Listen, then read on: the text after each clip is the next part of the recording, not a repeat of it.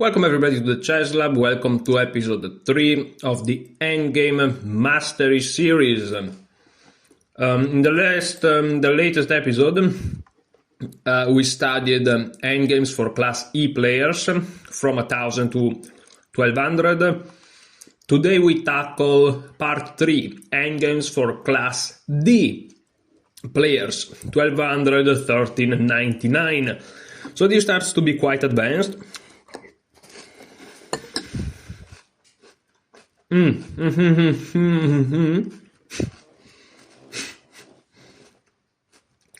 eating cereals with milk because Mamba mentality, you know. Okay, so let's go. Introduction. Sorry guys, but I have to eat, you know. I'm bulking.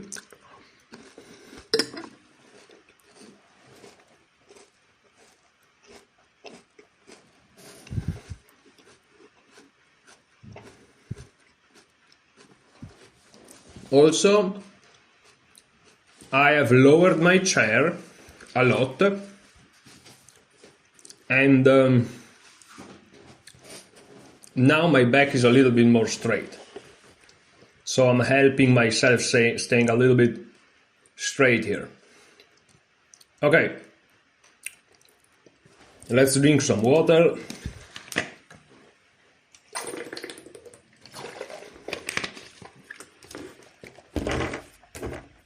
You guys think I'm taking it slow, but I'm actually extremely fast.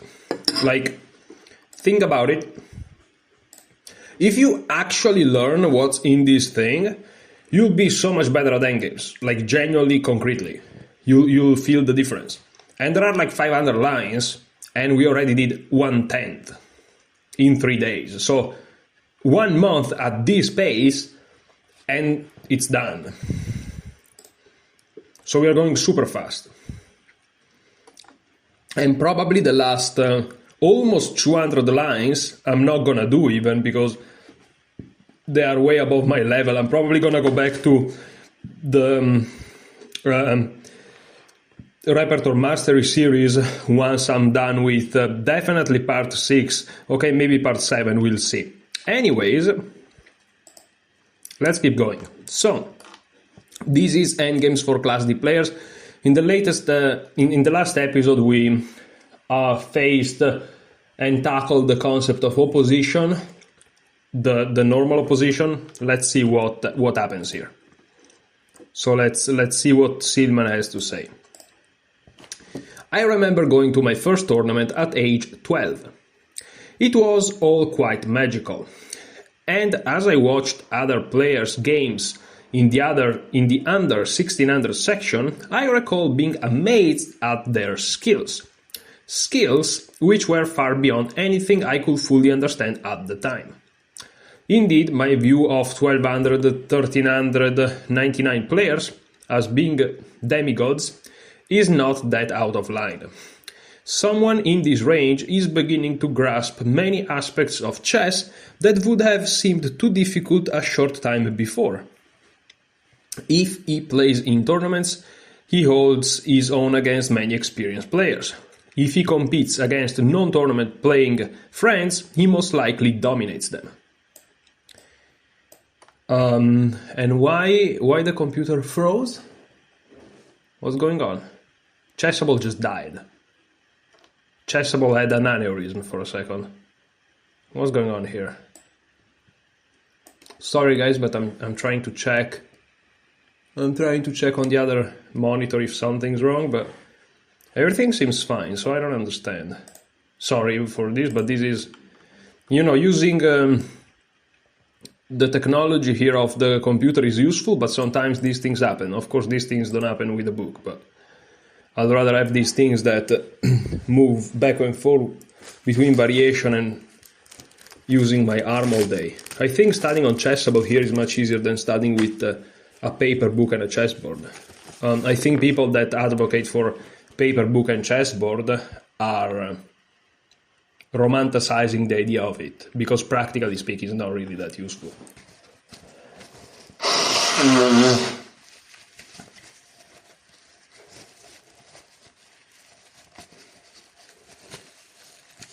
And there is the argument, oh, but with the book it has been scientifically proven that you retain more information. Yes, if you finish the book. Because with a book I wouldn't finish the book. Instead, with the course I finished the course. So, okay. Anyways, if you're reading this section, you either are a Class D player, or you have learned all the material in the first two parts and wish to use this additional knowledge to help you break into the 1200 club. By this time you know a few openings, you have a reasonable grasp of tactics, and you have learned a positional concept of two. Now, I just want to add my input here. It's funny because I am rated 1970 FIDE, over 2300 only chess, over 2000 on chess.com. I never play on chess.com, so perhaps it's even higher, but However, this sentence here applies to me and people of my rating level perfectly. By this time, you know a few openings. True. Meaning I know a little bit of some openings. True. You have a reasonable grasp of tactics, which is true. I can easily get crushed by someone stronger, but, I hold my own. And you have learned a positional concept or two, which is also true. However, if you study with others in this rating range, you will quickly discover that endgames are not a priority and endgame knowledge is often non-existent. And this is also true. Now, non-existent, not really, because like the concept of opposition, diagonal opposition, people my rating range, they kind of know it. But if you saw my last video, you know that the two first-class category players and one candidate master failed to correctly evaluate a very simple pawn and king endgame. So,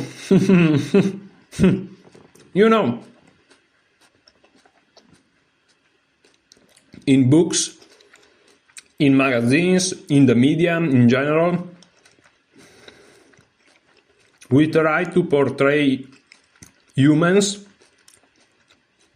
a little bit better and higher than what we actually are. Like, if you go in a tournament hall and you actually observe what happened on the games, in the end games, everyone blunders like crazy almost every move.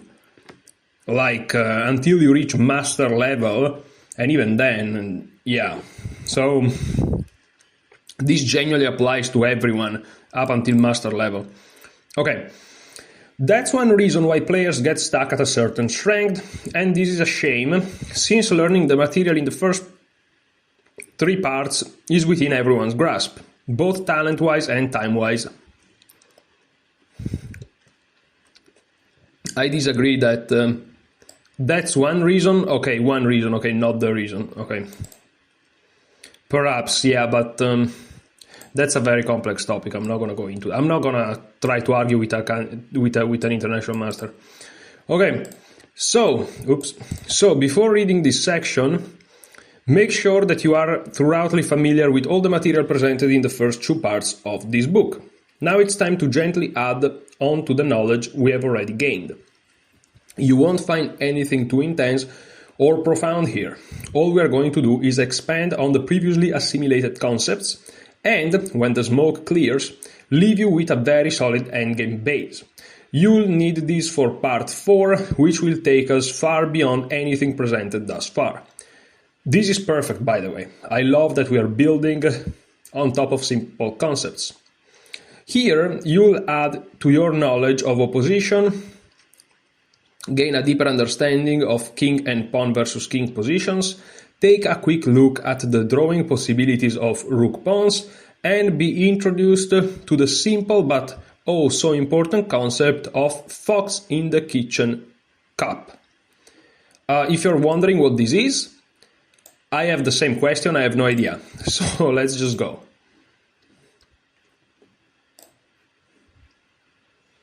I'm just pressing on continue to make sure that I remember the next time that this variation was done. Okay, so here it starts to become quite complex. Let's go. In part 2, can you guys see everything? Yes. In part 2 we learned all about basic opposition. The battle of kings that are only one square apart. This begs an obvious question. Does opposition exist if the kings are more than one square away from each other? The answer is a resounding yes. In fact, opposition exists from a distance, on diagonals, and even if the kings don't seem to connect at all. Sound terrifying? Yeah. Too complicated? Yep. Trust me when I assure you that is not. By the way, now I want to again insert my input here. This sounds scary also to a player of my level. I repeat this a lot of time because I assume some of you guys are much lower rated players. I am 1970 FIDE. This sounds complicated to me, a lot. And people my level that tells you that this is easy stuff, they are just protecting their ego or insecurities or something. Like, this is complex stuff. Like, to me, these things are not clear. I remember studying these things the very first time from Dvoretsky's book, which I own in paper form years ago. Like, you understand it when you read it here, in this very simple diagram. Then there are puzzles, even very simple ones, and you just blunder every move. It's just how it is. So it's not simple at all. So let's take it slow. Oops, I almost threw my cup of milk over to the table. Let's take it slow. Let's just face it one step at a time. Carefully look over the material that follows, several times if necessary, and it will eventually begin to make sense. Okay. Then, after even more viewings, it will suddenly seem to be simplicity itself. Okay, and here again I want to say something. In future episodes, we may just go over previous chapters, you know? I may repeat concepts over and over. Or maybe I'll do it off camera, so maybe you buy the book.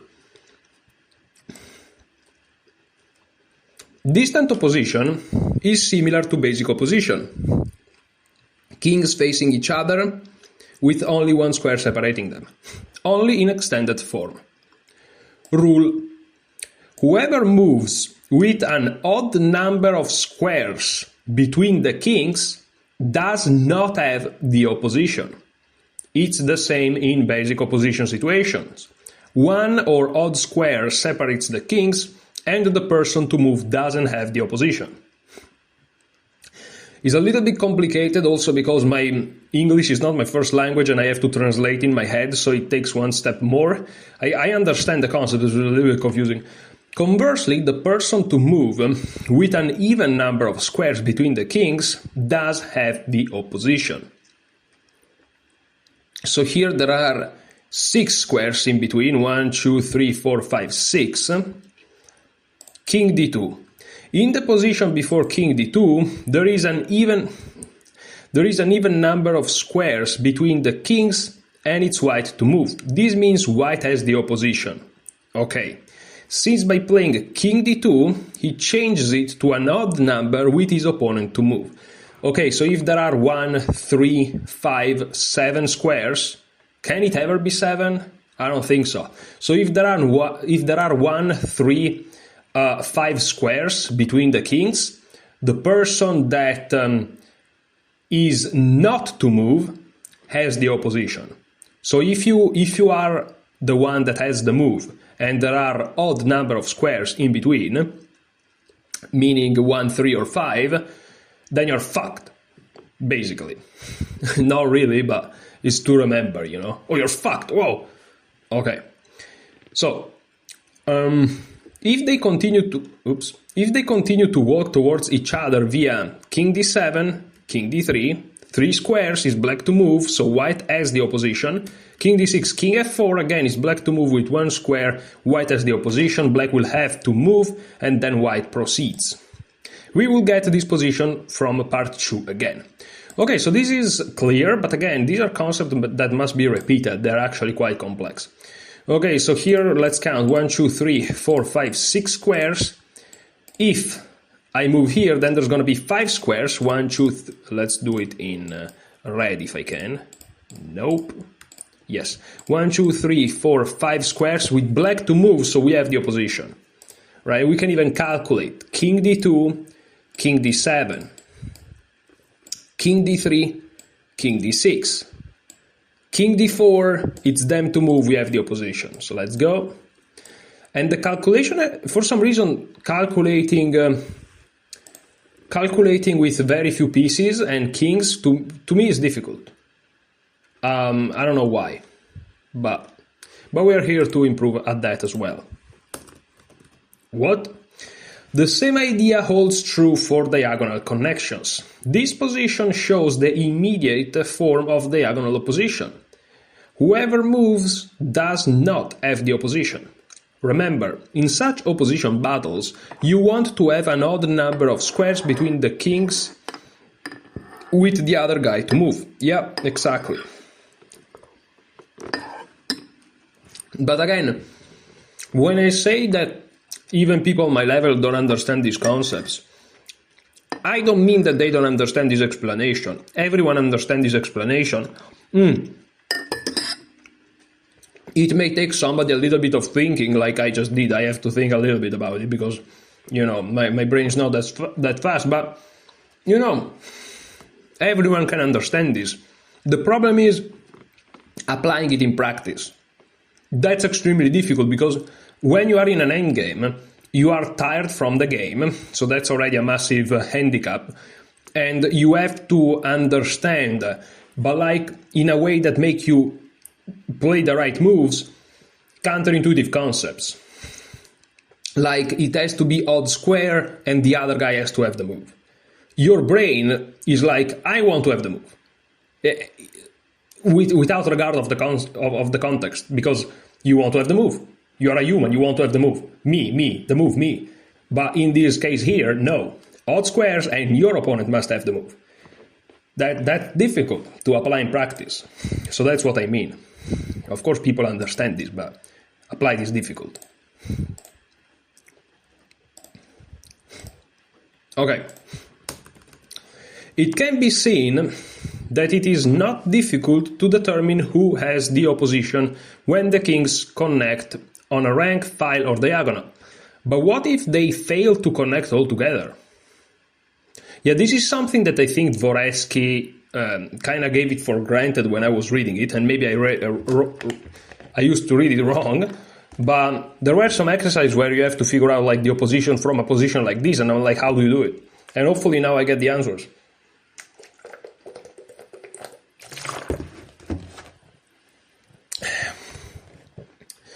Does one have to get out a pocket calculator and solve prolonged mathematical formulas? Not at all. I'm smiling because I genuinely used to have these issues, guys. And I still have them, it's just that now we solve it. Rule. In this type of situation, the rule is to make a square or a rectangle in which each corner is the same color with the other guy to move.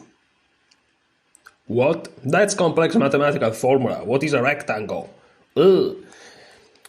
Okay. Take a long look at this position. What should white to move? Play. Well, of course there is the answer just beneath it, so of course I see it, but... And okay, the answer is king a2. Why though?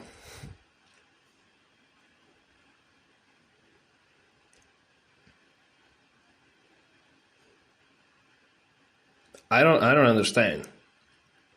Let's just read the explanation because, again, if I was talented at chess, I would understand this. There are kids that are really talented at chess. If you show them this position, they will tell you the right answer and the right explanation. I don't know. I have to read it. So king a2. This is the correct move to grab the indirect opposition when we get a clear picture of what we are after. The green arrows show the connecting points A2, A8, E8, E2. Note how each corner of this rectangle has the same colored square. Okay. In this case, a white square. Okay. After king A2, white has the opposition. Okay, this is interesting. Oh, so you have the opposition with creating this rectangle or square in your mind. You basically have the opposition.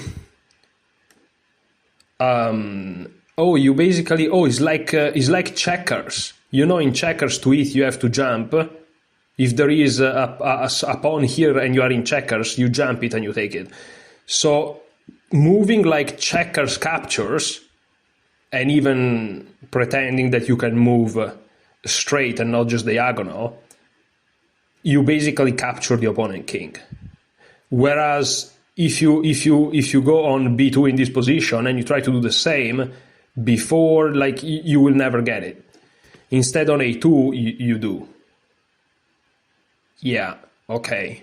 But you wouldn't do it on b1 either. You know, you are on b1, you go on b3, you go on b5, you go on b7, you go on d7. You don't have the opposition. Instead on a2 you do, because c2, e2, e4, e6 makes sense.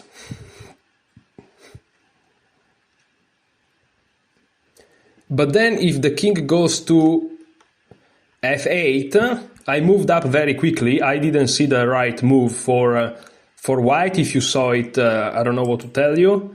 So here what should I do? If I go on b3, we created a square again, but it's not the same color. So I will say we go to b2. So b2 does it. Yeah, b2 does the trick. Now the question is, does a3 do the trick? No, a3 doesn't do the trick, because if you go on a3, yes, there is this big square, but this is a white square. And so if you do the checker thing, kind of cheating, c3, e3, you can connect with the king. So here the move should be king b2. And then you can do the checker thing. If you go on b2, from b2 you can go to d4, and then f6, f8, or even d4, d6, d8, f6, f8. Like, you can do any magic formula. You can even go d2, f2, h2, f4, h4, f6, and then take it, or h6 and then take it. You know, you have this trick.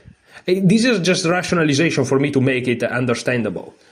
I don't have that brain capacity to be like, oh, if this, like all the ramifications. But this trick helps me. So here we should go to b2. Yes. Now b2, b8, f2 and f2 are connecting points. King e8. I'm gonna go up again. I didn't see it, guys. I didn't see it. If you saw it, it's fine. Let me think. So here again, you want to create the light square, but if you go to c3, you don't do the trick, because from c3, e3, e5, e7, no. So you have to go to c2, because from c2, you go to e4, to e6, to e8, you do the trick. However, if you go to b3, you don't do the trick, because d3, you go out, right? f3, d5, and you can never stare at the king. You can never reach opposition. If you have this magic trick of jumping one square more, you can never give him the opposition. But if you go to c2, all of a sudden you can do it. So king c2 is the right move. Whoa, dude.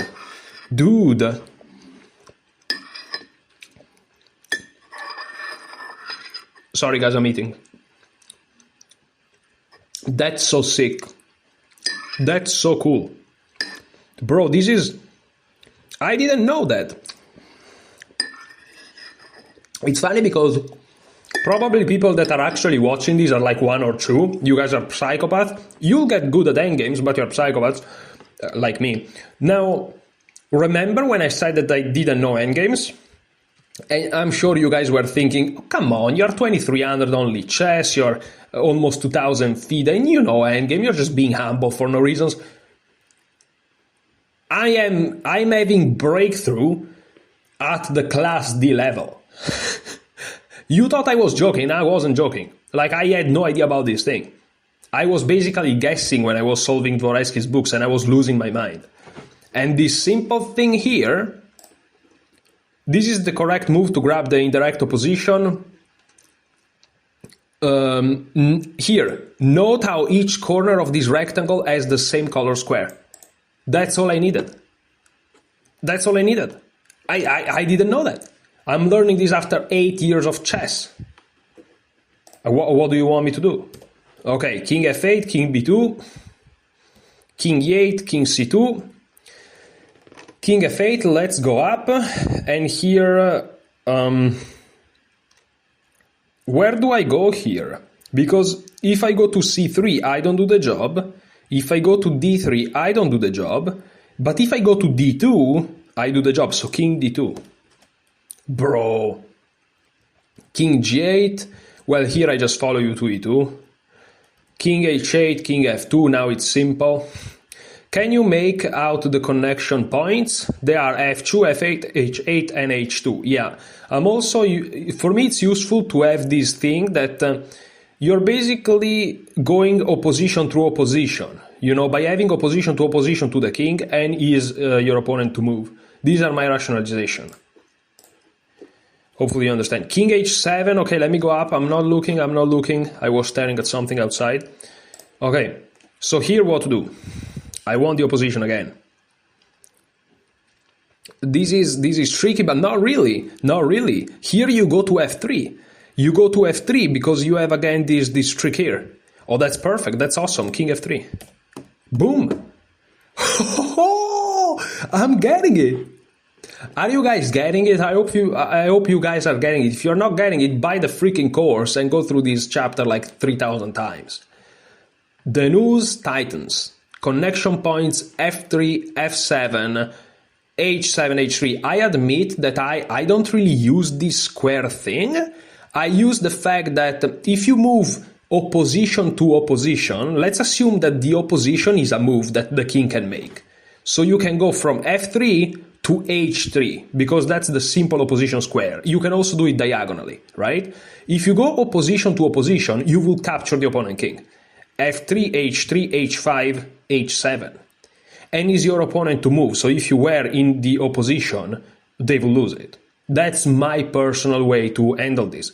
King h8, there is nothing else since king h6, king f4, now there is diagonal opposition directly, makes a square, f4, f6, h6, h4, and gives direct diagonal opposition to boot. So king h8, here we go king f4, because again, opposition to opposition, we capture the opponent king, and now black can't avoid our final proof. King h7, well, we go king f5, yeah. King g7, there is king g5, this is direct opposition, and king g8, here we will go where? Wait a minute, I need to go up, this is tricky. Hold on. Oh, this is not tricky. Oh, this is not tricky at all. We will go king g4. We will go king g4, and this is a little bit of a distance opposition. If they come up, we follow them. And if they keep going here... What do we do then, though? Wait a minute. King g4. Yeah, but what if they go to h8, for example? We can't approach.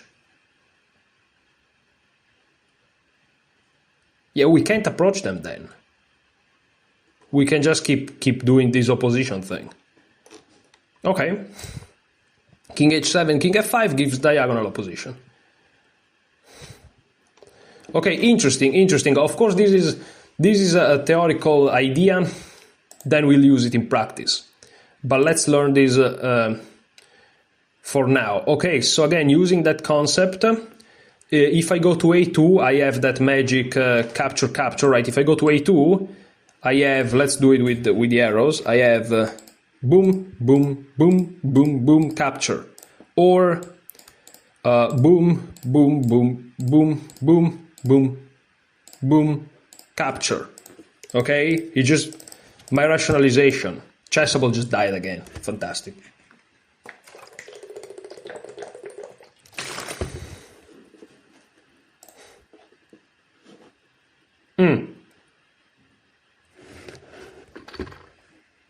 It's my old computer that died.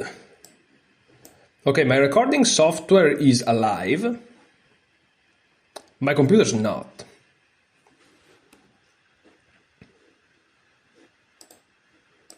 Bruh. Yeah, Chessable's dead. No, Chrome works because I had another... Yeah, Chessable died. Okay, now it's back. Sometimes Chessable just dies. Okay, so I have to go to A2. H2. Okay, wait a minute. They go back. Yes, this is correct. This is also correct. This is also correct. This is also correct. Now I have to go here. Now I have to go here. Now I have to go here. Hopefully you guys are understanding because I got it. I'm so happy. Okay. So king and pawn versus long king, rook pawn. Okay, let's go. We have seen that the defender can usually draw if he gets his king in front of the enemy pawn. However, the stronger side's winning chances go way up if he manages to place his own king in front of his pawn. When this happens, three questions will decide the issue. Is the pawn a rook pawn? Is the stronger side's king, for example here the white king, one square or two squares in front of its pawn? Who possesses the opposition? Okay. Another rook pawn, another draw. Unless the defending king is on vacation elsewhere on the board, the presence of a rook pawn will make the game a draw. Such a beautifully placed white king would ensure victory if the pawn was anything other than a rook pawn. Unfortunately for white, black's king can't be chased out of the corner. So for example, h4, king g8. Black's moves are not hard to find. King g8, king h8, h5. Even more pathetic is king f7, king h7. Again, the only legal move. King f6, king h6, followed by king h5 and king takes h4, of course unavoidable here. So h5 has to be played. King g8, h6, king to h8. Of course, king f8 will just be a nice gift to white with h7.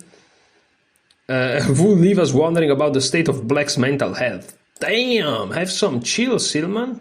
God damn. Okay, so h6, king h8. Jeez. h7 stalemate. We already saw this.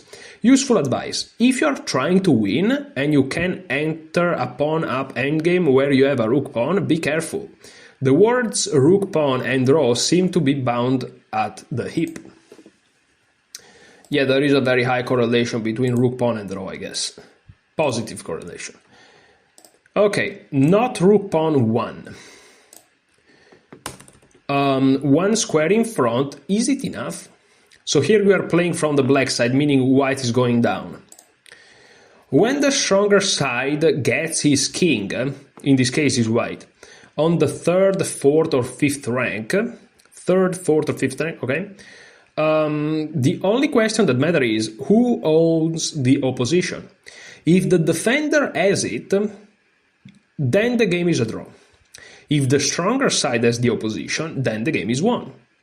In this position, whoever has the move fails to achieve his goal, since that will give the opponent the opposition. Let's first see what happens if white has the move, which means that black has the opposition. So here king to e3. If king to e2, then there is king to e4, and we are back to that. If d3, king to d3, only move to give the pawn king d2, and then king to d5, and after the king moves up, you give the opposition, you repeat the process to infinity unless it's a stalemate on d8, okay? So king e3 was tried, but now king e5, look at that. Retaining the opposition and not allowing white's king to come forward. Losing is king c5. It retains the opposition but lets white king dance forward, king e4, when white wins. We'll see how this is done in a moment. So king e5, king d3. The basic draw is reached after king to f3, king to d4, so white squiggles a bit before accepting the inevitable. King d5, king c3, king c5. And white can't make any progress at all, because remember, if d4, king king d3, then king d6, and we are back to the previous chapter. Remember, when the stronger side when the stronger side gets his king on the 3rd, 4th, or 5th rank directly in front of his pawn, the only question that matters is who owns the opposition. Fair enough. So now let's try to defend. I have to open the lights. I'll be back in a second.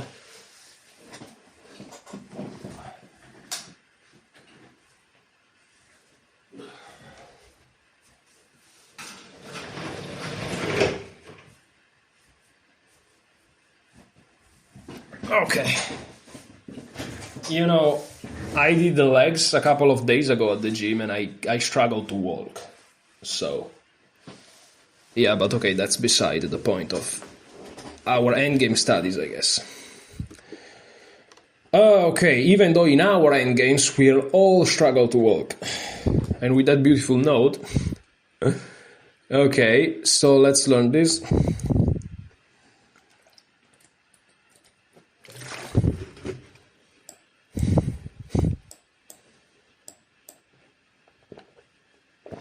It's all about that opposition. It's all about that day, by the day, no trouble. Do do do do do do. Non-rook pawn 2. If black, okay, so now we are playing from the white side. If black moves first from the previous starting position, though, things are very, very different. For example, is black to move? King e5. On king e6, we go king e4, yes, king c6, king c4, and king d6, king d4. White manages to move forward and retain the opposition. Okay.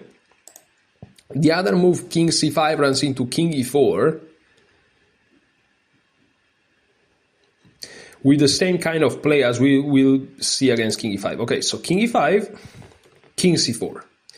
Retaining the opposition by king e3 takes us back to our original position after king d5. Okay, so king c4. Stepping forward is the most important thing, with opposition taking a back seat to this. Why?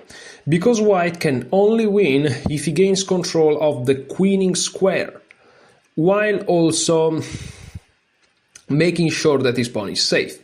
This takes us to the winning formula for such positions. Rule: move as far forward with your king as possible while always making sure that your pawn is safe. Yeah. King d6 now. Other moves like king e4, which is aggressive and opts for king c5, moving forward but forgetting the part about making sure that the pawn is safe. King d3, followed by king takes d2 with an immediate draw. However, after king e4, there is d4. Yeah.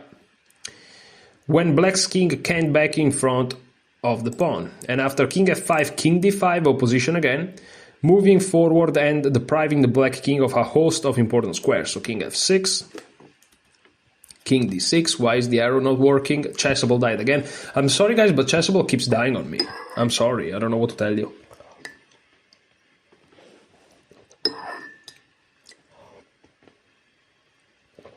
I'm eating though, so it's good.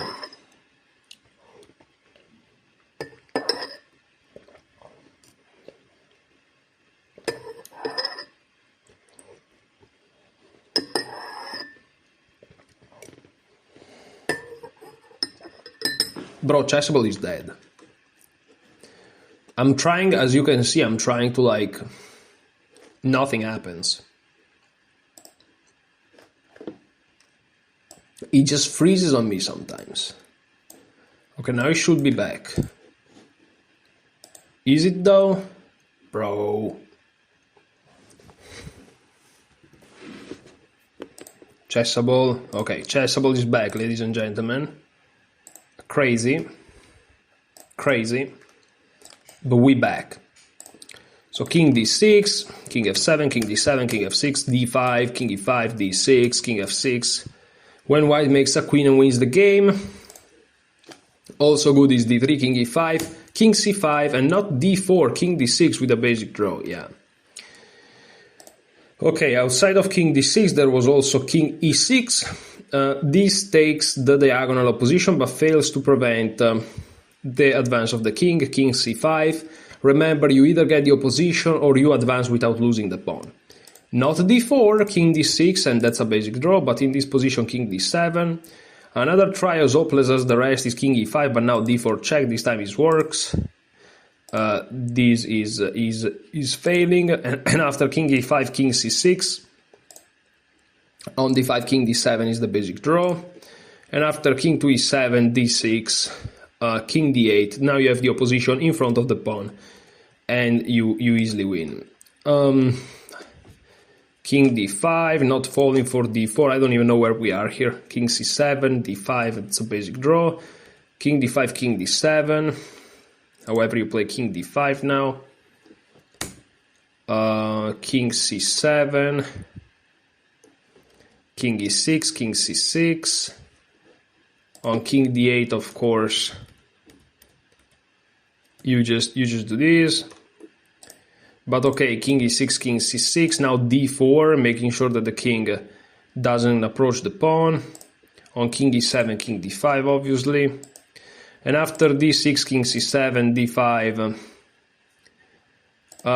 king e7, king c6, and the pawn is lost unless you repeat, so you don't want to repeat, so you play d5, king d8, otherwise king e7. And after king d6, king c8, on king e8 there is king c7, now you have king e7, and you're gonna push the pawn to the promotion square. Okay, but let's go all the way back. Even if you didn't follow correctly all the lines, it's fine, I didn't either, but what matters is the concept. So we said king e5, you push forward without losing the pawn, now you get the opposition, now you push forward without losing the pawn, now you get the opposition. Of course, playing d4 would be a blunder because of king c7, opposition. So king d5, king c7, and now again you take more space without losing the pawn. King d8. If they go king c6, now you push the pawn to prevent the king from approaching, and now you push the pawn again, and now you get the opposition, and then you go to c7, and then you win. Okay, fantastic. King d8. King d6, you get the opposition. This time it's okay to play d4 because after something like king e8 you can play king d6, and after king d8 you have d5 and you get the opposition again. But king c7, d5, king d8, king d6 transposes to what I just said. King d6, oh shoot. And now king e8, d4, king d8, d5, king e8, king c7, and you just promote. Okay, this is a little bit more complex, obviously. If you want to take your time, take your time. So if I go here, I'm pushing forward and they don't take my pawn, so I'm gonna do it. Now I give them the opposition. Now I push forward, they don't take my pawn. If they went back, I had this with check. Now I give them this. Okay, now if I go here and they go here, well, I can actually do this, so it's fine. And now I get the opposition, and that's pretty much it. If they move, I just push. They go here, I push, that's it. Okay, fantastic. Non-rook pawn, 2 squares in front. Let's see. Rule. When the stronger side's king, in this case white, manages to get 2 squares in front of its pawn, unless it's a rook pawn, of course, the game is always a win. And an easy one at that. Here you play d3. Here it doesn't matter who has the move, white wins. Obviously, if black were to move, white will have the opposition. But even if white has the move, so we are talking about this position, even if white has the move, he can take the opposition by playing d3, okay. Suddenly it's black to move, white has the opposition, and we only have to follow the rules in our previous example to make the win a simple matter. So for example, king e6, and we take space without hanging the pawn, then the position, then space without hanging the pawn, and the position. Okay, let's go. Let's go. Fox in the chicken cup. I had no idea about this concept, so let's see it. Imagine, let me drink a little bit.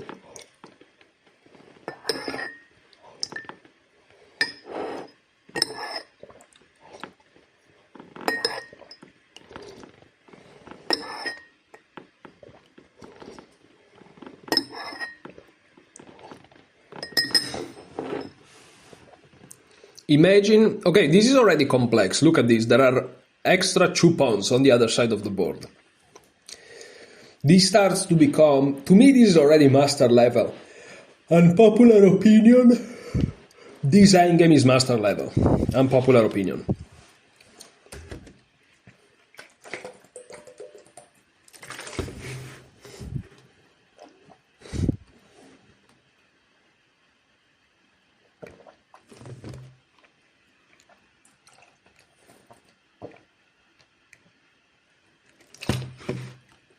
Unpopular opinion, guys. Imagine a basic king and pawn versus king endgame. Then add some 1 versus 1, 2 versus 2, etc. frozen pawns, meaning that they are locked together and can't move, on the other side of the board. Though a pawn up, how does the stronger side go about winning this kind of very common position? The answer: fox in the chicken coop. Yes, a pawn. White wins in a walk by pushing the black king back and then abandoning it for the unguarded chickens on the king side. Okay, so you go take the chickens. So you use the pawn as the coin, then you take the chickens. I get it. So b5. But I guess you can win also in other ways, no? I guess you can also win through king a3, no? I think so. Okay, but let's see the maneuver here. b5, king b7. No better is king c5, king a5, and the pawn queens. However, this line here, which is just 2-move line, this is something that in a game you want to calculate, right? Here it's obvious that you are like just 3 squares away and black takes forever, but there are situations where it may be different. Anyways, I suck at endgames, kill issue, just kidding, it's easy. So b5, king to b7, king a5, king a7, b6, king b7, king b5, king b8, king c6. This position is a basic draw if the king side pawns didn't exist. Unfortunately for black, the fact that they are there leaves him dead in the water. King c8 and now king d6. White abandons his b-pawn, secure in the knowledge that while black is busy dealing with it, white will capture all of black's bits on the king side. Note that b7, king b8, king b6 is a draw by stalemate. King d6 was still good enough. So after king c8 you go king d6, king b7, king e6, king takes b6, king takes f6. Chicken is indeed on the menu. King c7. Yeah, here you can also go king e7 actually and promote, but okay, king takes g5 and the rest is mindlessly easy. King d8, king g8, sorry, king g6, king e8, king g7, and it's done. Remember, fox in the chicken coop refers to a situation where the stronger side king, the fox, rushes to the other side of the board to feast on helpless enemy pawns, the chickens, while the defending king is busy dealing with a pawn on the other wing. Fantastic, guys, fantastic. I can't wait to go to sleep tonight. I'm very tired. I woke up early today at 4 a.m. to go to work, as I usually do, but I didn't sleep too much this night because, you know, sometimes you just don't want to go to sleep at 8 p.m. Just annoying. Okay, king c8 here. Okay, what's going on? This is another position. Fox in the chicken coop. King c8. Well, this is previous position, right? We go take these pawns. Yeah, here is basically trying to make you do it yourself. Okay. There were not additional. Here we go. Fantastic. The deep freeze, when one pawn kills two. Okay. In king and pawn endgames, this is okay. Here we are starting to add many things, guys. We just saw the concept of the fox in the chicken coop. I don't know how to say it. Fox in the chicken box, let's call it. And that's quite advanced. And now we are looking at a very important concept, which, if that's what I think, happens also in the middle game, and that's one pawn that kills two. Okay, so in king and pawn endgames, it's very important to avoid having your pawn majority devalued by allowing a smaller force to freeze a larger one in its tracks. All sorts of interesting things are going on in this impossible diagram, because there are no kings. For example, black to move could create a passed pawn by playing b5, while white to move could prepare the creation of a passer by playing h4, followed by then h5. However, the possibility to devalue the opponent's respective majority is also present. So if we go back, white to move could play a5, when that one queenside pawn freezes black 2. And this is something you can also do in the middle game, you know?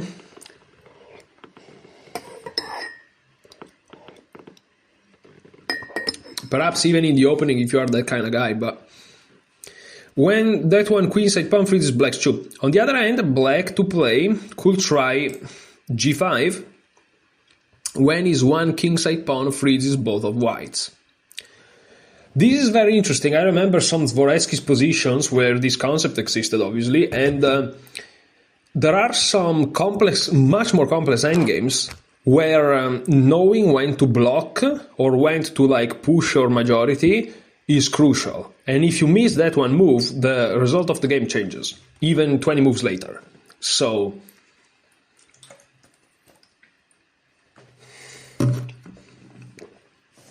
but again, guys, I don't want to scare you with this because I almost scare myself too. It's a lot about the geometry. Hopefully by seeing these things, is really a lot about the geometry and what's going on. Okay? Let me make this a little bit, because otherwise I have it to, you know, rotate it in a way I don't like. Okay. The deep freeze chew. Damn. Though black has a passed pawn, white's ability to create one of his own on the king side ensures that the game will be drawn. However, disaster struck. g4. No. Okay, this is, I have the feeling, the tingling feeling that this is super advanced. So guys, pay attention here. Pay attention. That you know, being a 1970 FIDE player, studying these things doesn't mean that I know them better than you, but it means that sometimes I have a kind of subtler feeling for the position, and this position tells me we should really pay attention. So my brain is already more activated here. So perhaps I can study this a little bit easier. But it's good we're studying it together, so it's fine. Okay, so g4. This is a blunder. So let's look at the position. There is a pawn and 2. Of course, by playing g4, they allow the freeze. We can notice that. And there is sort of a stalemate situation here, but not stalemate in that sense, but like if somebody moves the other move, like cowboy type shit. But okay, g4 is a blunder. Correct was h4. And now we have to go king to d5. This is already crazy complex. King d5. Let's look at this line first. They go g4. Already like what happened if they capture our pawn. If they capture our pawn, we go, they go, we go, they go, we take. We may even win. So after g4, we go. King takes b5, king f4, and now they play h5. And if we take their pawn, they play h6, or even h takes g6, they win. So we have to take here, they take here, king g5, and this is just a draw.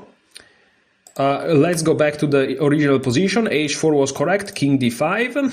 Here, if we play king b6 to give the opposition, they play g4, simply promoting, right? King c6, h5, and they do the job. We are not close enough. So after h4, king d5 is the way to stop everything, because again, we are just in time to stop their pawn. Okay, already complex, but after g4, this is a blunder, because g5. Suddenly, white's kingside majority is frozen and useless. Now, black is, in effect, a pawn up, and he wins the game by using the chicken coop technique. You may say, what does it mean that black is a pawn up? Well, if you look at this position, again, one pawn stalls two, freezes two, and so it's like is one pawn against one pawn. So there is just one white pawn on this side, if you can imagine it, but we have one pawn against 0 on this side, so we are winning. Remember, don't allow your pawn majority to be frozen in its tracks by a smaller number of enemy pawns. Now, king b3. Sacrificing the h-pawn in an effort to promote the g-pawn doesn't work. However, guys, that's why you have to pay attention in this puzzle here. And sorry, my monitor is notifying me of the power of thing, which I hate. Maybe there's a way to fix it. Anyways, this line here, not this, but like this line here, in a real game, you have to calculate everything. So this also helps you about the candidate moves. Blocking a majority, they sacrifice the pawn, they move the king, they move the majority, like these 3, 4, 5 maximum, perhaps just 3, 4 kind of push they can make, whether it's with a pawn or with a king, they help you find candidate moves. Not just in the present position, but while you are calculating advanced sequences, of course. So this example is useful on numerous levels. Here we are really improving at the game, but we have to be conscious about it and actively thinking about it. Your brain must hurt. Like, I'm tired, you know? Studying this, I'm tired. I have to open another bottle of water. I'm not British enough. Okay. Water. No, I'm not good at it.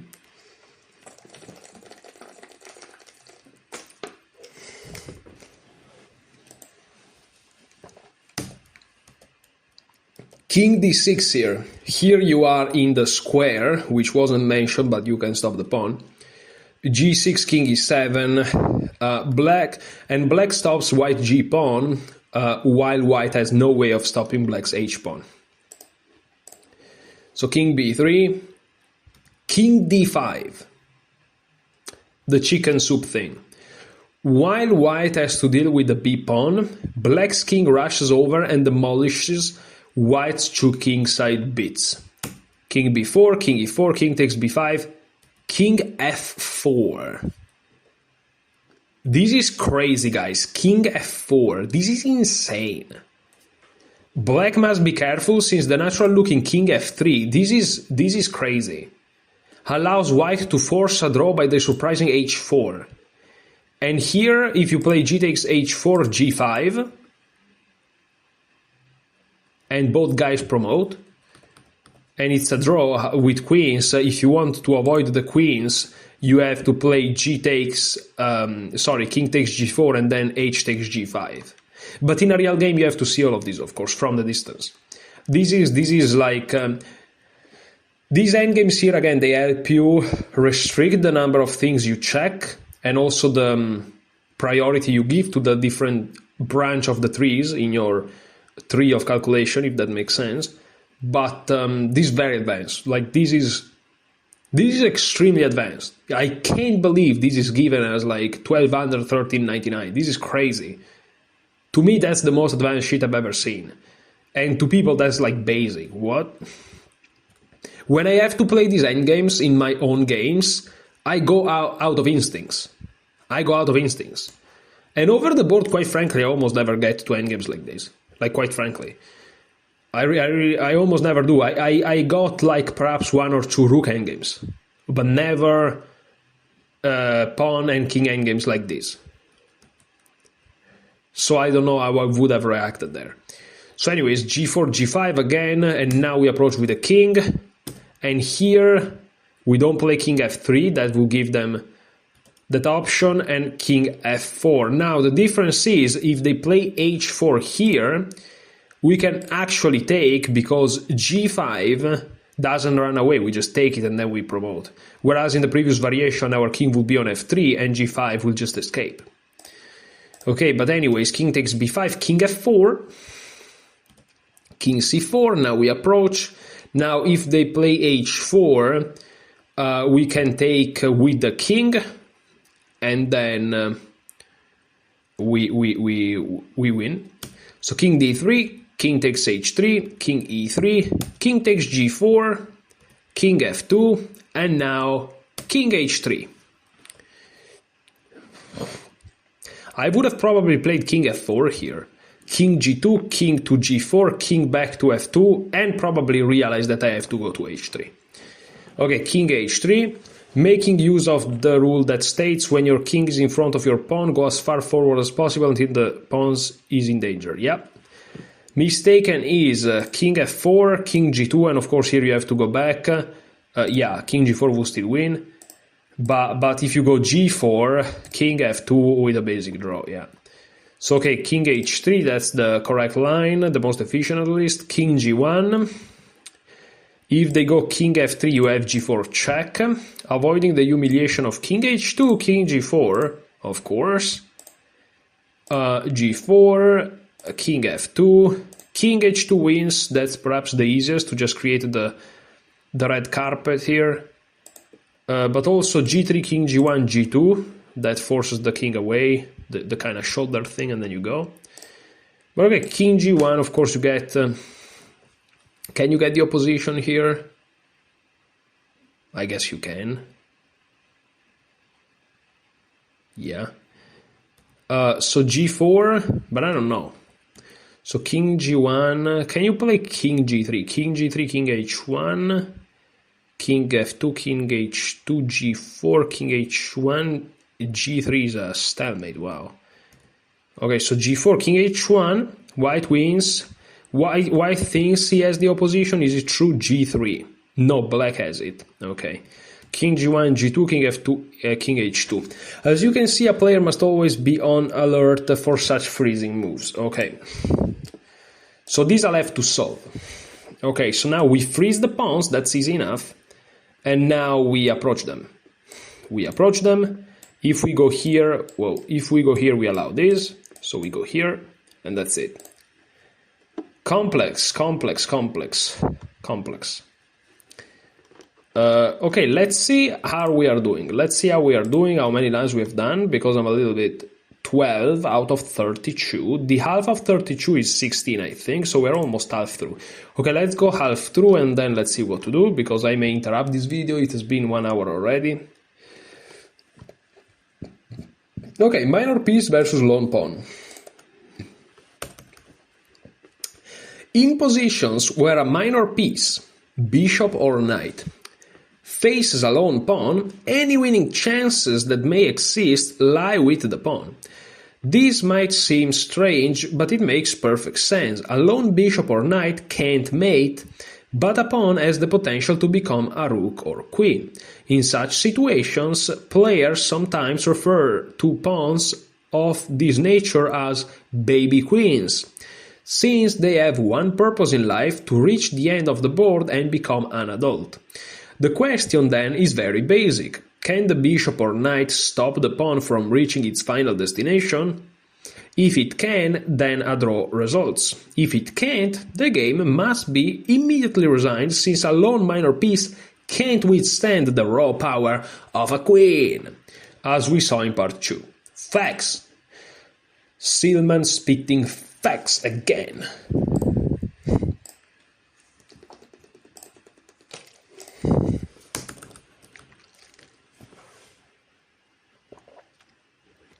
Bishop versus lone pawn tends to be a ridiculously easy draw, since the bishop can stop the pawn's march from a distance, which it can usually do even without help from its king.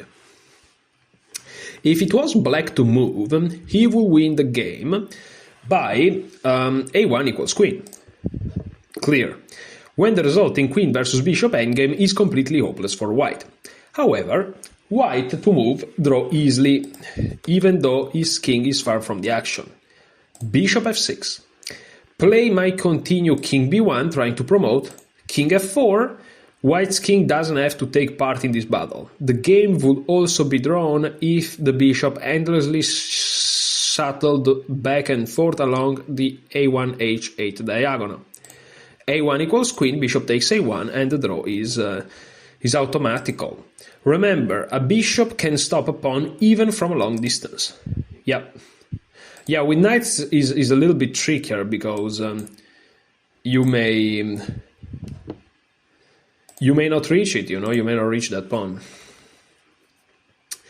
Though a pawn can beat a piece if it can promote, there is one way that the piece can win.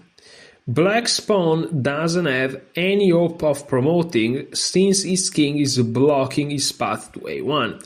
A draw can be obtained by king a2, one of only two legal moves, when bishop d4 is a stalemate. However, if black was in an end-it-all mood and couldn't find a noose, then an alternate form of suicide can be created. YouTube, we're talking about chess, is a metaphor, don't delete my channel please. Can be created a2 blunder, bishop d4 checkmate. Silman, chill, don't make comments here or the YouTube channel gets deleted. Remember, a lone bishop can triumph over a lone pawn if that pawn is a rook pawn and if its king is trapped in the front of it. Why? Because in a certain extremely rare instances, the rook pawns allows murder mates to occur. I think the knight can do that as well, but it's a little bit more complicated. But who knows? Oh, he's black. Oh, this is not a variation. I was trying to make moves on black. He doesn't allow me to make moves, but then I realized, no, this is just the informational. Okay, very smart by me.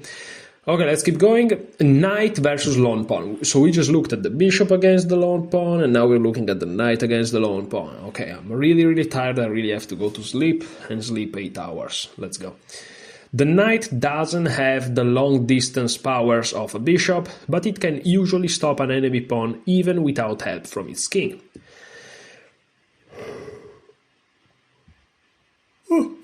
Yawn. So let's read this again. The knight doesn't have the long-distance powers of a bishop, but it can usually stop an enemy pawn even without help from its king, if it's close to the pawn and can maintain control over the square in front of the pawn. This position is drawn no matter whose turn it is. First, let's see what happens if white has the move. So, knight b4 check, covering the c2 square. The knight is more than happy to sacrifice itself for blocking remaining pawn. King c4, nothing is gained by king d2 where the king just approaches, c2, knight takes c2. So king c4, knight c2, king b3, and you go on the other side. This nice dance around the enemy pawn is the usual way such knight versus pawn endgames are saved. It allows the knight to keep a permanent eye on the square in front of the pawn, thus stopping it from safely advancing. Such endgames are almost always drawn. The one exception is a rook pawn. If the knight can actually land on or maintain a connection with the square in front of the pawn, as it did on move 1 via knight b4 and knight c2. Oh, it was, okay, I read the sentence the wrong way. Such endgames are almost always drawn if the knight can actually land on the square in front of the pawn. So instead, knight a1 loses to king b2, winning the knight and the game, okay. So let's go from the beginning, check, check, king g7, c2, and now, yeah, just knight takes c2, draw. Going back to our starting position, we now give black the move. Okay, let's go all the way back to here. However, the game is still a draw since white can target...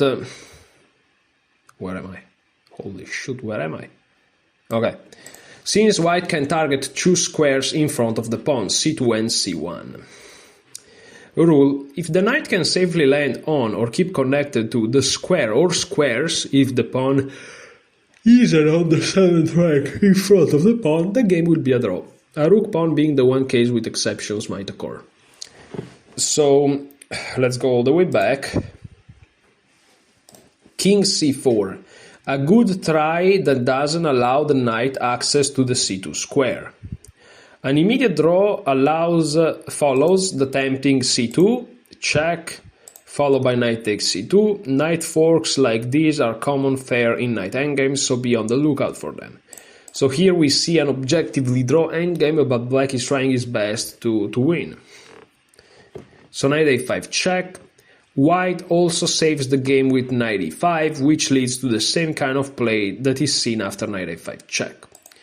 King b4, things are easy for white after king b5, knight to b3, king b4, knight c1. But okay, after knight a5, king b4, there is knight c6 check,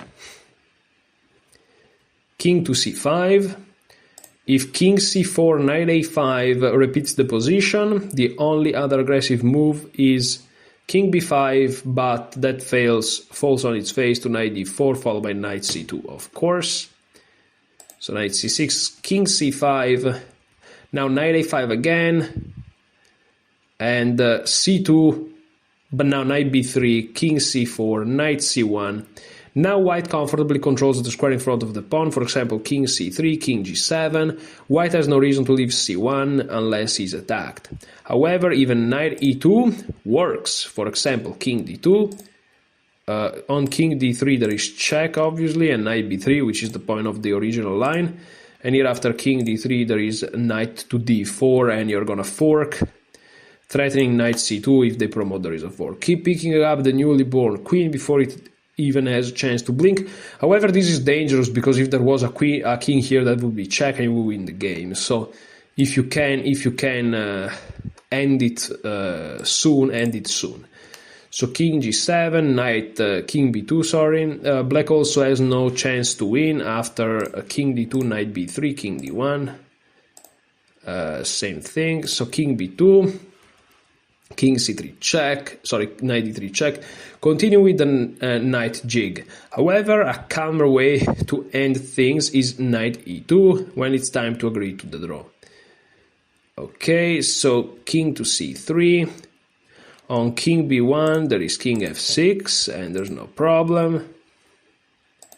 And on king c3 just simply knight back to c1, and black is not able to make any progress and must, now or soon, agree to the draw.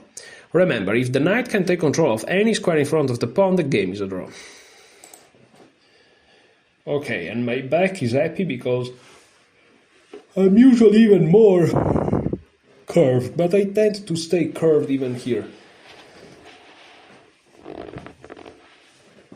Oh, studying endgame, guys, is can be a little bit tiring. Oh, I have to fix. I'm sorry, guys. I have to fix a little bit my.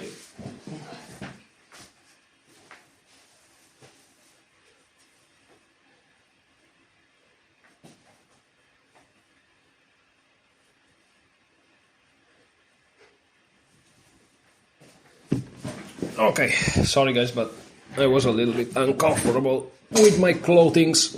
I had to fix them a little bit. Okay, so let's see in chapter.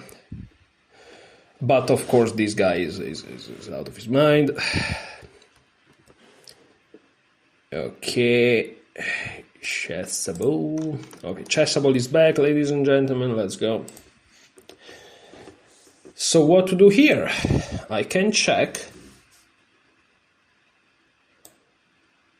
I go back.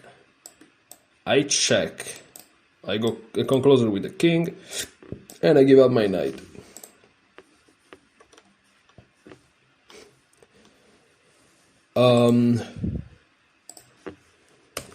As mentioned earlier, rook pawns pose a problem for a knight that doesn't enjoy the support of its king. Why is this? Because the knight can't leap from one side of the pawn to the other, because there is only one side to a rook pawn. We'll first give white the move from this position. Knight b5, attacking the pawn, a2, saving it, and now knight c3. When knight takes a2, with a draw can't be stopped. Going back to the initial position, we'll now see that happens if black has the move, a2, simply intending king b1, followed by a1 equals queen and wins. Oddly, other moves don't work for black. For example, king b2, knight c4, Chessable crashed again. I'm sorry guys for this, but I don't know what to do. Chess will just keep crashing. So if king b2, knight c4, and the knight takes a3 follows. If instead king to a2, then knight b5, and the pawn is lost. If instead king to b1, sorry, not here, I'm a little bit confused here. King b1, then there is knight b5, not knight c4, a2 will win, but knight to b5, and after a2, knight c3, and you'll take the pawn. But okay, after a2, black wins. There is knight c4, a2, knight c4. If you play knight b5, king to b2, the knight is cut off when the knight can't approach the pawn. But go back to knight c4, now there is king b1. And again, look at the knight being one diagonal square away from the pawn. As I talked to you guys about this in the very beginning, this is like the worst geometry for the knight. Black's only legal move, but a winner nonetheless. Knight a3 check.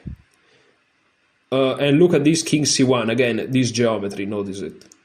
Sorry, so knight a3, on knight d2, king c2, approaching the knight, and it's over. And the baby queen turns into an adult, but again, knight a3, king c1, the pawn will promote. And there are no tricks. So this is interesting. What was the move again? Well, let's see. On king b2 there is check. On king b1 there is knight here. You have to move the pawn and then fork. So this doesn't work because there is knight here. So this doesn't work. This doesn't work. This doesn't work. So I guess there's just one possibility, which is a2, but of course the program is fucked again. Oh, this really doesn't work now. Oh, it's white. Oh, sorry, it's white to move. I thought it was black to move. My fault. Well, then what should I do? I attack like this, they do this. I attack like this, they do this, I do this. So I'll just attack it like that, so I can go here and give it up. Okay. So Chessable was working correctly, I wasn't. Perfect. Okay, there is summing up in no time, so I'm gonna reach summing up. So knight versus lone pawn 3. Let's see. Let me clean my nose, guys.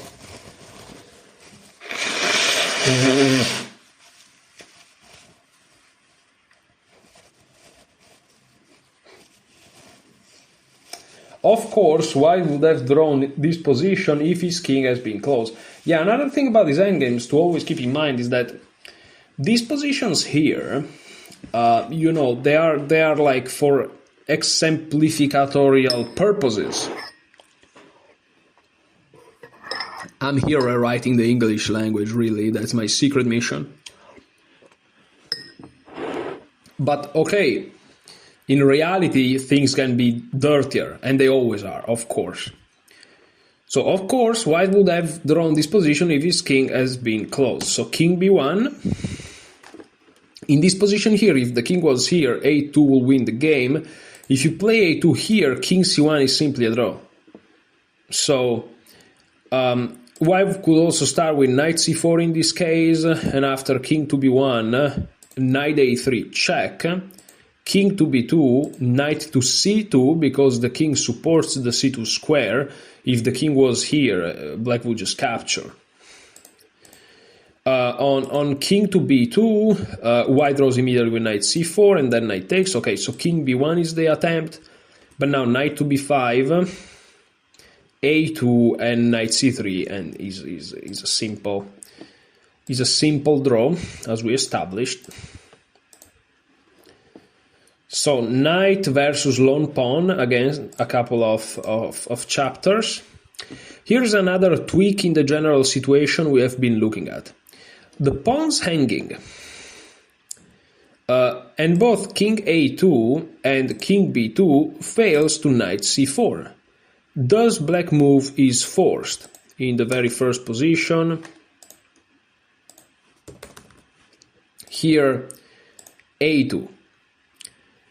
Now, king b1 or king b2, depending on what white plays, followed by a1 equals queen is threatened, so white has to put his knight into overdrive if he wants to prevent this.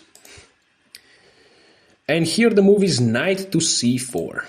On knight b5, king to b2, but not king to b1, knight c3 check, king to b2 forces the creation of a new queen. So after a2 you play knight c4, and the king cannot go to b2, the pawn cannot move, the king cannot go to b2 because of the knight, so king b1, but now knight to d2 check. And after after king to b3, you can go knight b3. The knight can comfortably maintain its defense of the promotion square, a1, thanks to the secure protection of its king. Teamwork really is a wonderful thing, yeah. And here you can just go back and forth forever and you're good to go. So let's learn this. So, okay, here what do we do? So if we go here, I think that's the right move actually. If we go here, they go here, and we have no way to stop the pawn. If we approach it, they move here, and we have no way to stop the pawn. If we approach here and they go, if we approach here and they go here, we have no way to stop the pawn. So we go here, they have to go here, then we go here and here. So that's our maneuver. Let's execute it, and let's be wonderful. Yeah, I'm a little bit tired, guys. Sorry if I have that outlook, but I'm just tired, you know. Okay, as with the lone bishop versus lone pawn, the piece can occasionally win, in very rare instances. Only if the pawn is a rook pawn and his king is trapped in front of it.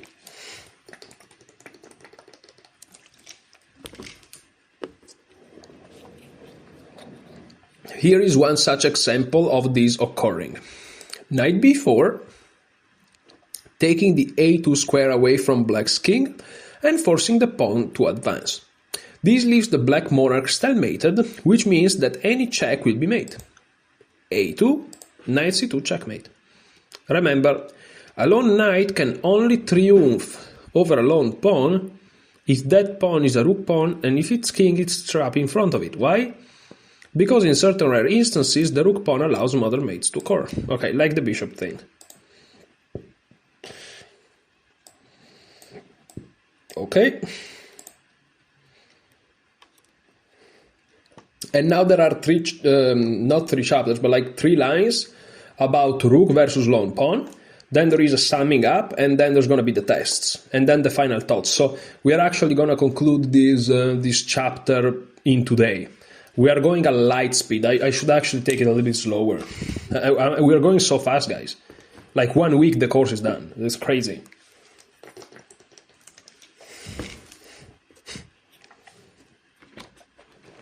However, it's hard work because we are at 1 hour and 23 minutes. Probably by the end of it, I'm going to be at 2 hours and something. So, you know, every day, today is the 3rd day I'm doing this. It's 2 hours. So it's already 6 hours of studying endgames, like seriously, considering the moves, going through the lines. It's work, you know, it's not nothing. If you add on top of that you wake up at 4 a.m. to go to your full-time job, you know, it's not, you know, there is some effort behind it. So, and this is basic stuff. Okay, I'm sure we're gonna slow down very quickly. Okay, let's keep going. So, rook versus lone pawn 1. Unlike bishop, this is super advanced. I know that I keep saying this, but like this is genuinely crazily advanced. Unlike bishop and king, which can't mate, a rook and king is a potent partnership. In this case, the rook will win if the pawn can be stopped or won. In this endgame, the side with the pawn can only hope to draw if the stronger side's king is too far from the action. Rule: if the enemy pawn is well into its journey towards promotion, and if its king is helping, and if the rook's king is off on vacation, then a draw will result. The problem is these are not fixed rules, like how many squares, how many things, like you don't know that. In the present position, the pawn is too far, and black's king is a non-participant.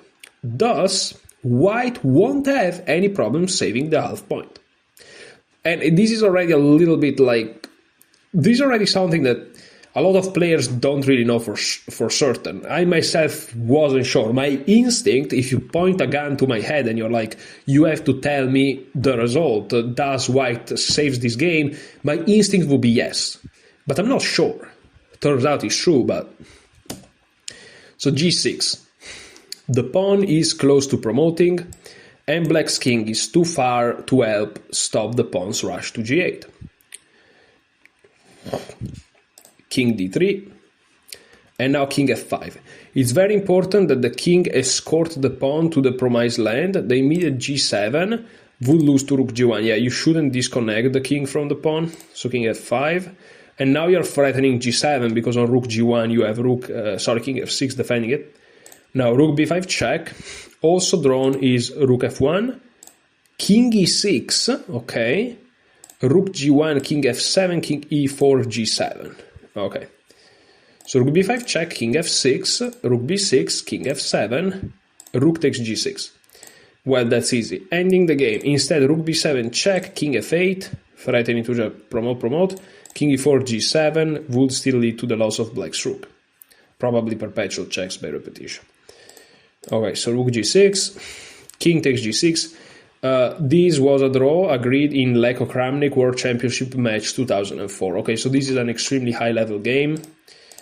They reached this position, Leko Kramnik, so Leko was playing with white pieces. He played correctly g6. Kramnik tried to approach with the king.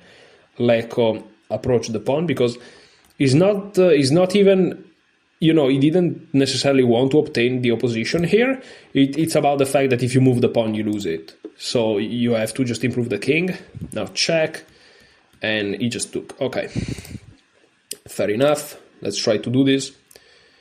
Okay, so it's white to move. Let's go. Advance the pawn. If they attack the pawn, we just defend it.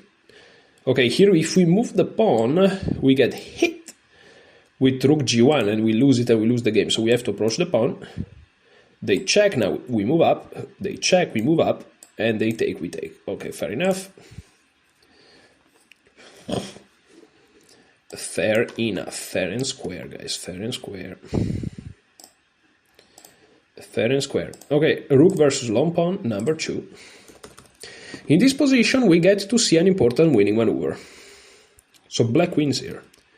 Rook to b4. Wait a minute. So white is going down. Yeah, it's very important to understand. White is going down here. We are playing black, white is going down. So if this white pawn reaches g8, here, down, guys, down, white promotes. Okay, rook b4. This traps white's king along the 3rd rank and, as a result, also defuses the pawn. This idea doesn't work if white's king gets to the 4th rank or beyond, as it was in the Leko Kramnik game. So g6, or black will calmly walk his king over the king side. Yeah, here basically what black is saying is, if you do nothing, I'm just gonna walk my king all the way here. I have infinite moves because your king is in a box, and if you approach my rook, I just wiggle it over and I take your pawn winning. So g6, but now rook b6 attacks the pawn, and the king is too far away from defending it. The point, suddenly the poor pawn is on its own, its king is too far away to help it. So g7, otherwise you just lose the pawn, but now rook g6 wins it. So basically the point is that once the pawn is far away enough, you attack it. The king can't approach the pawn, but once the pawn pushes, there is no defending the square behind it, you know. Rule: a pawn on the 5th rank and a king trapped on the 3rd rank by the enemy rook is always a win for the side with the rook. Okay, this is quite complex, but it's true. And I just want to add my input here, guys. I'm very tired here. I just keep going, you know. I just keep going. Whatever my brain assimilates, it assimilates. It doesn't matter. I keep going, and when I finish the chapter, I quit the video. I close the video, and then I'll go to sleep. Tomorrow I come back fresh, and if I need to review something, I review it, and otherwise just keep going. So here we attack the pawn. No, we don't. I was about to make the mistake, you see. This would allow the king to move up, and it's a draw. What we do is we stop the king, and after they push the pawn, then we attack it. They have to push it, and then we win. This is the maneuver. I was about to just straight up blunder. Fantastic. Here white wins, even though black has the move, because his king is close enough to the pawn to help the rook stop it. A team effort between the rook and king often allows white to fight successfully for control over the queening square. So d2. No better is king d2, king b3, when black's pawn is going nowhere. So d2, king b3. Now they cannot promote because we just take it, so king to e2, but now king c2. And the pawn is lost, and we did the game. Fair enough. So here we just approach, and we approach, and that's GG's. Now it's time to sum it up. Then we're gonna have 7 puzzles, and we go home. So, beyond basic opposition. If the kings are connected on a file, rank, or diagonal, then you can easily ascertain whether or not you possess the distance opposition. It's as simple as counting from 1 to 6. The formula for distance opposition: you want an odd number of squares between the kings with the other guy to move. Conversely, if there is an even number of squares between the kings, then you want to have the move, of course. To create indirect opposition, you want to create a square or rectangle connecting the kings with every corner being the same color. However, my rationalization helps me understand it perhaps a little bit better. Okay, let's keep going. King and pawn endgames. Rook pawns often pose exceptions to all the normal endgame rules. 2. In a king and pawn, any pawn but a rook pawn, versus king endgame, the stronger side wins if his king on the 3rd, 4th, or 5th rank is 1 square in front of its pawn and he has the opposition. In a king and pawn, any pawn but a rook pawn, versus king endgame, if the stronger side king is 2 squares in front of the pawn, which of course should be safe from capture, he always wins. Remember the example where we played d3. Fox in the kitchen coup, I don't know. Fox in the kitchen coup is the way to win multi-pawn king endgames where one side possesses an outside passed pawn. The fox in the chicken coup technique is: at the right moment, let the opponent win the passed pawn. While he's doing that, your king should be rushing towards the unprotected mass of enemy pawns, where he can eat them at will. Minor piece versus a lone pawn. A minor piece, bishop or knight, versus a lone pawn is usually drawn, since the piece will sacrifice itself for the pawn and create a king versus king draw. Okay, this is the usual stuff, guys. It's fine. Okay, and finally now we are here for the test.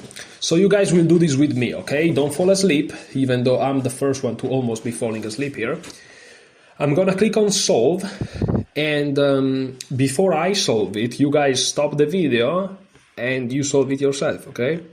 Or try to solve it yourself. If you fail, it's fine. There is this idea, which is a very big misconception, that a puzzle is good for you only if you see it for the first time. That's not true. Even after knowing the solution, especially if you fail the puzzle, you can rewatch it even very quickly after. You'll notice, like, you can blunder the same puzzle over and over. If you stop blundering the puzzle with confidence, it simply means that now you're better than that puzzle. So it was still useful, you know? Okay, let's solve this. Okay. Is white winning? Always read these. Is white winning? The answer, well, of course, again, stop the video. I'll just keep going, guys, because I just go, but you guys stop the video. Okay, the answer is yes. White is winning. You do the chicken coop thing, and black captures the pawn while you rush, taking all of the other pawns here. So let's go. I don't know which one, but let's go here. Let's just take it. Okay. Okay, let's go back. Is white winning? King d6. If you use the fox in the chicken coop concept by king d6 or king d5, or even king d7, you did well. Yeah. King takes b7, king e6, king c6. By the way, I think that here if you play king e5 is the same, you know, if you go here, it's fine. King e6, king c6, king takes f5. This is completely decisive. The problem stopped here, but let's keep going. King d5, king g5, king e4. If you play king to e6, there is king g6, which is opposition. There are other ways to win, I guess. King takes h5, king f5, king h6 also wins, because eventually you'll start to move pawns. And here I guess f5 wins as well, perhaps, but maybe not. No, it definitely does, yeah. So king e4. After king e6, king g6, king e7, king takes h5, followed by king takes g4, and there are 3 pawns up. That's crazy. So king e4, f5, king f3, f6, king takes g3, f7, king h2, f8 equals queen, and the game is over. However, if you decided to hang on to your passed pawn by king takes b6, you clearly have to rethink things, since you have just stalemated your opponent and drawn an easily won game. Yeah, remember, as in all endgames, stalemates play an important part in the defender's hopes, and must always remain in the stronger side's mind as something to avoid at all costs. Fair enough. It's 6 p.m. I should go to eat something, but let's just do these tests. Is white in any danger? Well, it kinda is. Because black may promote, however, we notice something. The king is close, the knight is close. We may actually have a checkmating situation here.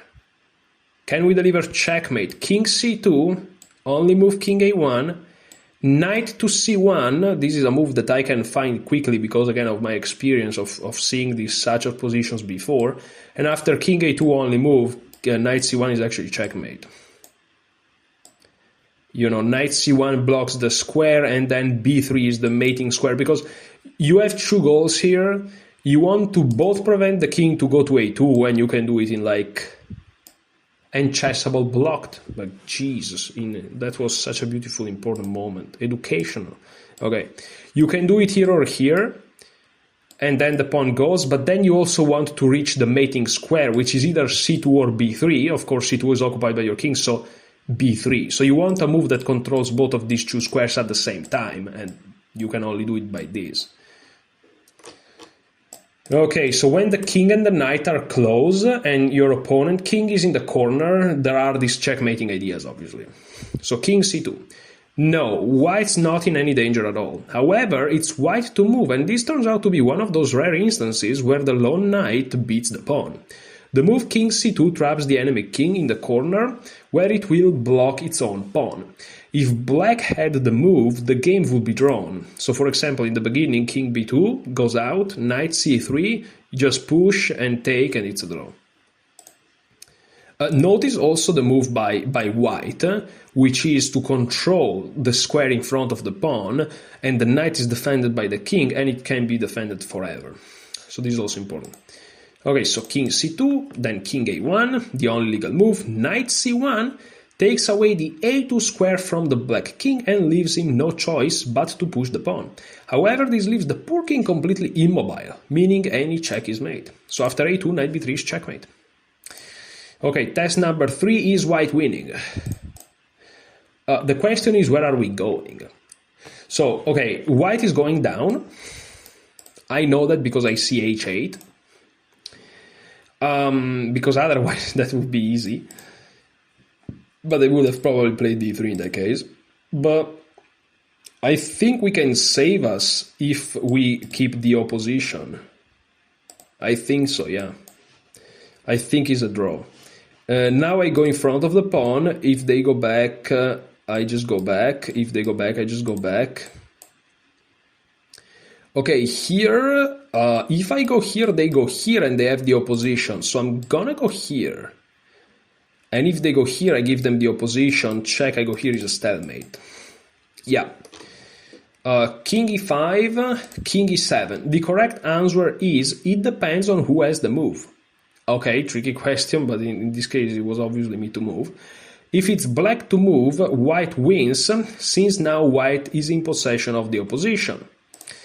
So if king to e7, so from the very beginning, king e7, king c6, following that rule of improving the king if the pawn is not in danger, king d8, on king e6, d5, king c7, and there is the red carpet here, and the pawn pushes through and promotes. But okay, if king d8, you just have the opposition, king c8, king e7, now you push the pawn, and there is the red carpet. Here on Chessable, we gave white the first move, in which case the game is a draw, since black holds the opposition. Yeah. Yeah. Yeah, I found the puzzle from this position, so it was black to move in this position, but okay. So king e7, d5, king d7, d6, and this is just how it is. Test 4 is white winning. Okay, well, I guess it says it depends who has the move, maybe, but here is, oh no, this is not true. This is not true. We are on the fourth thing, right? And there is one space in front, and so we win no matter who has the move. Because if black has the move, then we gain the opposition, right? However, if white has the move, we can play b3 and gain the opposition like that. In this case, it's white to move, but we win anyways, so b3 wins. So the answer to the question is yes in any case. Okay, here we follow the principle, and let's go. b3. If you answer, it depends on who has the move, which was what I was about to answer, you're wrong. These are tricky. White wins no matter who moves first. Yeah. With b3, white takes the opposition. If black moves first, the win should be obvious. King c6, king a5, king c5, b4, exactly the line I shown, king c6, king a6, etc. If this isn't clear, go back and carefully reread the material on this kind of endgame, but at this point in your studies, the win if white moves first should also be a no-brainer. Well, there's no no-brainer, bro. There's no no-brainer, chill. Okay, so b3, king c6, and now king to a5. And the rest is history, or easy. Test 5, can white win? So this is one of those cases of the chicken coop thing. Is the chicken coop thing. And I think white can win. My instinct tells me so, by simply going and grab this pawn. So let's try to calculate it. So king c4, king a5, king d5, king takes a4, king e5, king b4, king takes f5, king c5, king e6, and yeah, it's winning.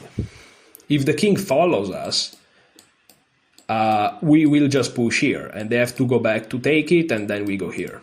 So, okay, it gives alternative because there is this, but he's winning anyways. Okay, so king b6. If white had the first move, then king c5 or king c4 would both do the trick. On the question, can white win? I'm pleased if you thought that white might have problems, because his passer is a rook pawn, even though this isn't correct here. Just the fact that you are now aware of the problems a rook pawn can pose is a great sign. Yeah, I didn't consider that at all, but okay. The fact is, white wins no matter who moves, and the rook pawn has no significance, since white intends to sacrifice it anyway. What we have here is another fox in the chicken coop situation. White will give up the a4 pawn in order to win the f5 pawn, while also gaining a winning king position. White could also toss in a5 check, king a6, king a4, king a7, king b5, but it would lead to the same basic situation as reached as after king c4. So if we go back here to the initial position, king b6, king c4, king a5, king d5, tuck, tuck, tuck, king e5, black's king is far from the action, seemingly on vacation, king b5, king takes f5, king c6, king e6, king g6 is also sufficient, okay, king c7, king e7, f5 wins, but why let black's king get closer to the key f8 square, facts. So king e7, king c6, f5, followed by the red carpet promotion. Okay, let's keep going. This is where it starts to become complex. These are things that people at any level miss. Is the king and pawn endgame after rook f4 drawn? This is tricky. Now, if we play rook takes f4, king takes f4, this is a draw. This is a draw. However, if I play king to g5, I am forcing rook takes f5, king takes f5, and in that instance, I'm winning. So the answer is the king and pawn endgame after rook f4 drawn? No, if I play king g5. Yeah, but this is advanced. This is really advanced, and this is the concept of transposing into a winning endgame, simplifying into a winning endgame. So, is the king and pawn endgame after rook f4 drawn? King g5. Even grandmasters blunder in the simplest of endgames. Guys, I'm telling you, okay? Here is an international master telling you.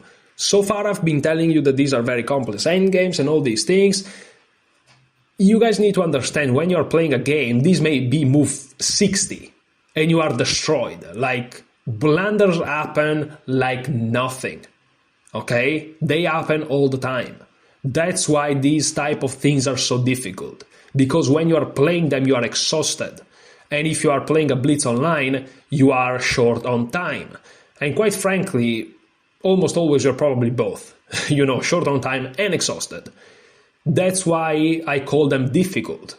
Because you have to multiply whatever difficulty these puzzles have with a calm, relaxed, rested mind. You have to multiply the difficulty in real life, and that's what matters in the end.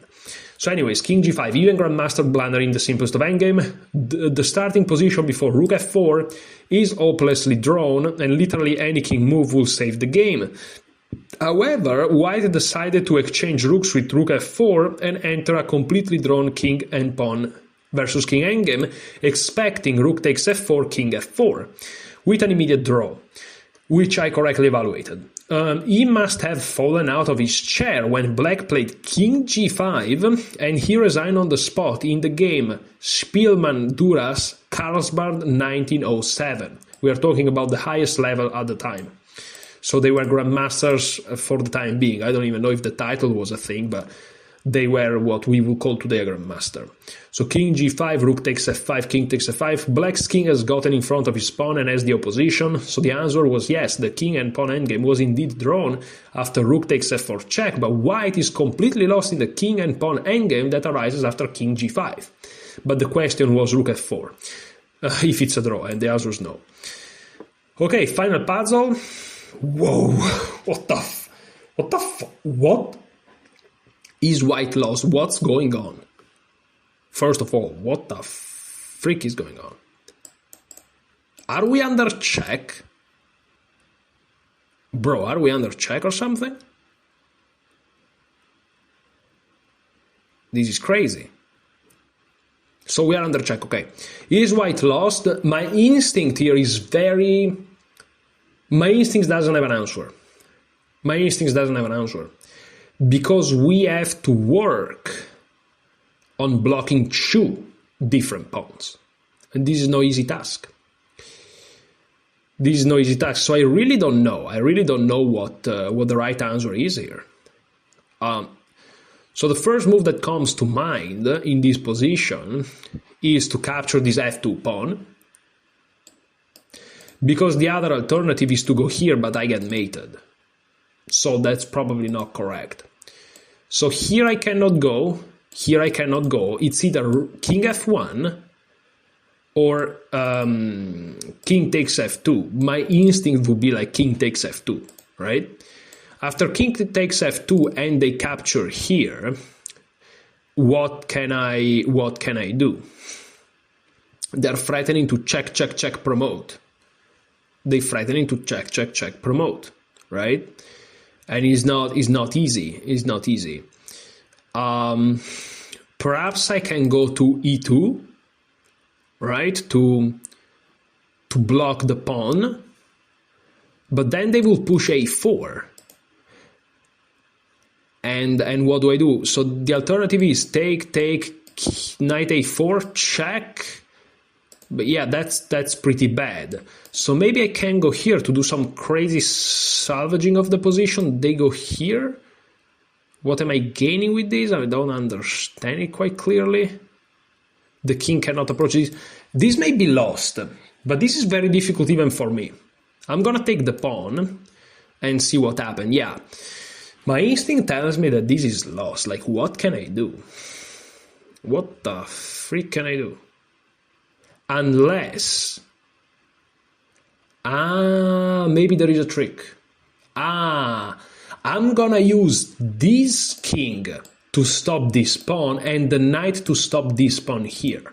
This is what is done. This idea I missed. Well, I see it now, and of course king takes f2 was like the only thing you can try.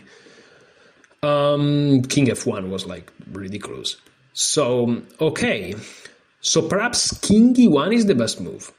I don't know if I want to trust myself with king e2 because I'm restricting the knight mobility here. So king e1, is king e1 a thing? Because after king e1, if they move this pawn, then I think that I'm in time for king e2, a4, king e1, a3, yes. So yeah, I think I'm gonna go king e1.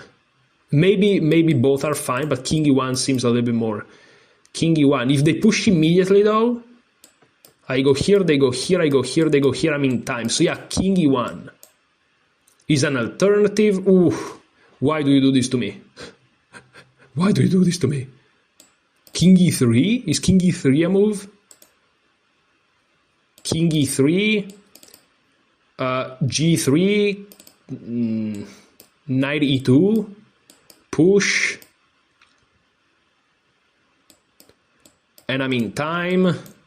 Alternative, do you really want me to play king e2, bro? For real? You really want me to do that?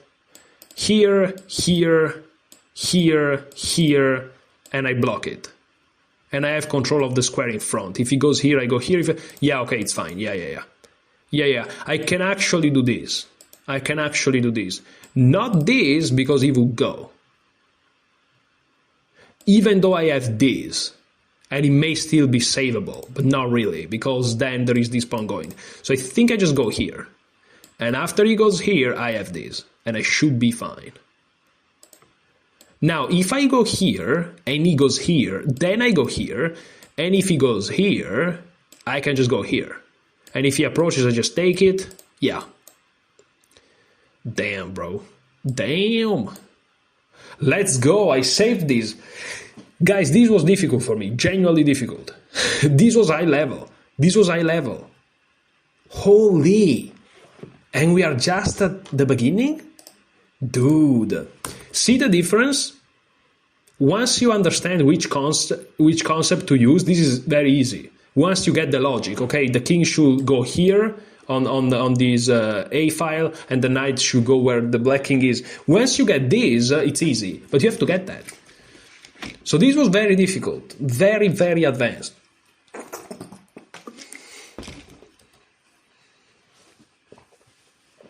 In the position before king takes f2, white, suffering from the illusion that her king was needed on the king side, resigned in the game Akiko Uto Tran, Paris 2005, since black's pawns appeared to be unstoppable. However, the game is dead drawn. That's crazy. I'm not gonna search the players because let's just keep going, but there are players out there that, you know, struggle with this, myself included. So king takes h2. Things seems bad for white since knight e4. Okay, king takes h2 played. it seems bad because knight e4 or knight e2 is met by a4 exactly, when both pawns can be stopped. King e2. This is what white missed.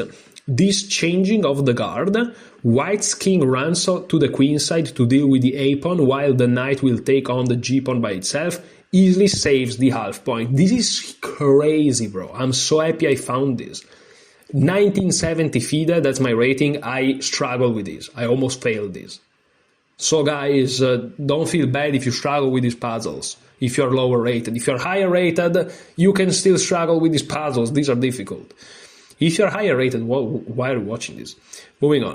So g3, king d2, g2, knight to e2.